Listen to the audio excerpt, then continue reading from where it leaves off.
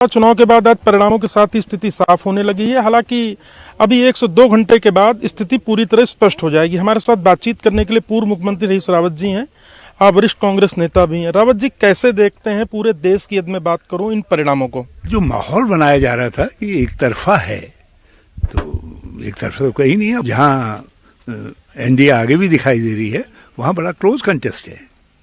मतदाताओं ने ऐसा नहीं एनडीए को हराने के लिए वोट दिया है, नहीं तो जिस प्रकार से प्रचार किया जा रहा था 400 के पार, तो ये तो भारी बहुमत से जीतने चाहिए थे, लाखों के बहुमत से जीतने चाहिए थे, और इनको हजारों के लाले पड़ रहे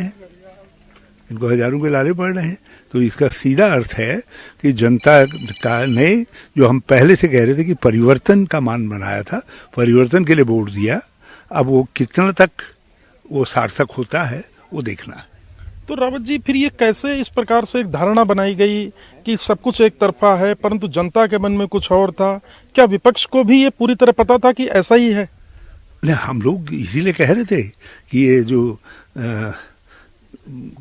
ये हैं जो एग्जिट पोल हैं, हमने उसको इसीलिए खारिज किया जबकि उनके प्रति हमारा बड़ा सम्मान है जो इस काम पर लगे हैं।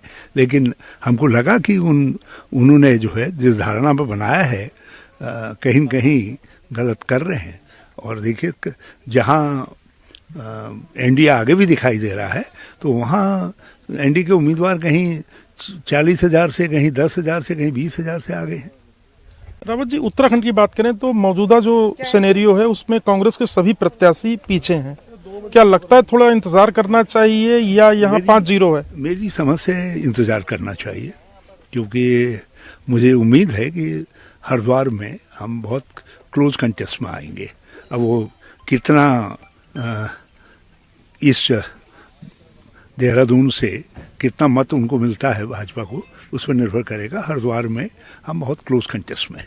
तो आप थे पूर्व मुख्यमंत्री हरीश रावत जी, जिन्होंने साफ कहा है कि उत्तराखंड में हरिद्वार लोकसभा सीट में जो कांग्रेस है वो बहुत कड़े मुकाबले में है, हालांकि भी थोड़ा इंतजार करना होगा। कैमरा सहयोगी अंजीत के साथ सुदीप जैन, न्यूज़ 1 इंडिया, देहरादून।